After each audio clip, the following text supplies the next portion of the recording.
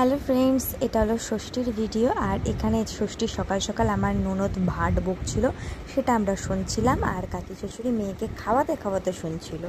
যাই হোক, তারপর আমি স্নান টান করে এই যে আমি মানে আলতা পরতে বসেছি। আর আলতা পরতে বসেও আমার হুকুম একদম জারি। আর সত্যি কথা বলতে ভিডিওটা এডিট করতে আমার প্রচুর দেরি হয়ে গেছে, কারণ মেয়ের চলছিল পরীক্ষা। আগে তো পরীক্ষাটা না, তারপর তো ভিডিও ছাড়া না বা ভিডিও এডিট করা। যাই হোক, আমার আলতা পরা কমপ্লিট। আর এদিকে ঘরে এসে মেয়েকে রেডি করে দিয়েছিলাম। তারপর মেয়ের আর আমার ননদের মেয়ের হাতে দিয়ে দিল ফল আর জামা, কারণ ষষ্ঠী যেহেতু, ষষ্ঠীর ফল আর জামা দিয়ে দিল। তারপর দিয়ে দিল আমার ননদ আর ননদের বরকে। উমা আবার দেখো উমা কি হাসছে। তারপর আমরা কেন বাদ যাই, আমরা এই বাড়িতেও নেবো আবার বাপের বাড়িতেও নেবো, তাই জন্য আমাদেরও হাতে তুলে দিল ফল আর মিষ্টি। আমার হাতেও দেবে, ভেবো না যে দেবে না, আমাকে আশীর্বাদ করে নিক তারপর দেবে। না দিলে ছাড়বো কেন, সবাইকে দিচ্ছে, আমাকে কেন দেবে না? তাই জন্য এই যে আমাকেও দিল মিষ্টি আর ফল। তারপর এই যে আমি রেডি হয়ে গেলাম, কারণ বললাম যে বাড়িতে যেতে হবে, তাই এই যে রেডি হয়ে গেছি। কেমন লাগছে আমাকে জানিও, আর আমার মেয়েকেও কেমন লাগছে জানিও। আর এই যে আমার হ্যাংলা চরণ জামাটা পেয়েই পরে নিয়েছে। সে যাই হোক, তারপর এই যে যেগুলো বাপের বাড়িতে নিয়ে যাব সেগুলো, সেই ব্যাগ ট্যাগগুলো সব রাখছি, কারণ আজকে তো আর ফিরছি না, পরের দিন মানে কালকে ফিরবো।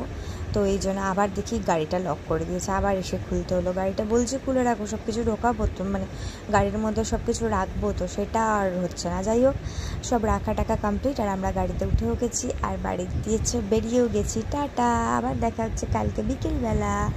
তো যাই হোক, এই যে বেরিয়ে গেছি রাস্তায়। আর যেতে যেতে একটু ভাবলাম ভিডিও করি, তাই জন্যেই যেতে যেতে ভিডিও করছি। আমি এখানে বলছিলাম তুমি গাড়ি চালাচ্ছ না এমনি বসে আছো, আমি ঠিক বুঝতে পারছি না। আমি পেছনে বসেছিলাম, তারপর আবার সামনে চলে এসেছি, কারণ পেছনে কিরকম বোর লাগছে। আর সামনে বসলে না জামাটা খুব কাপড়টা খুব কুচকে যায়, তাই জন্য। তো যাই হোক, তারপর আবার আমি সামনে এসেই বসলাম। আর এই যে আমরা পৌঁছেও গেছি। আর আমার মেয়ে এখন সব নিচ্ছে, কারণ মেয়ে না নিলে আমি ভিডিওটা কী করে করব। তারপর আগে ঘরে এসে একটু রেস্ট নেওয়ার পর এই যে এখন এই যে বাটাটা দিয়ে দিল, এটা আমাদের নিয়ম। তো যাই হোক, আমাদের এমনি কিছু নিয়ম নেই, এটাই আছে। তো তারপর এই যে আমার মেয়ের হাতেও জামরুল দিয়ে দিলাম।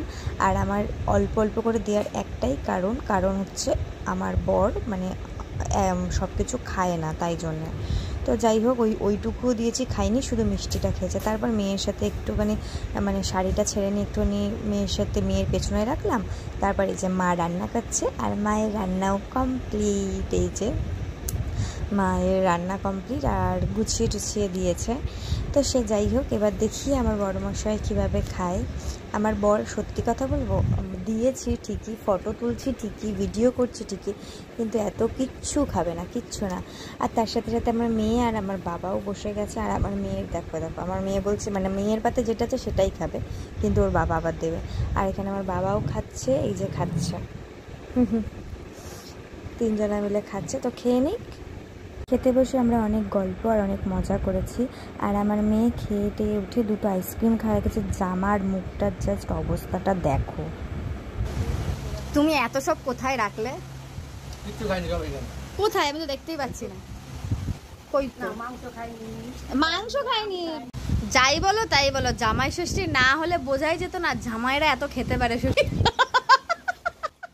যাই হোক, আমার বর অত বেশি খেতে পারে না, শুধুমাত্র ভিডিও আর ফটো তোলার জন্যই সাজিয়ে রাখা। যদিও ওই খাবারগুলো ওই খাবে, কিন্তু আস্তে আস্তে, একসাথে খেতে পারে না।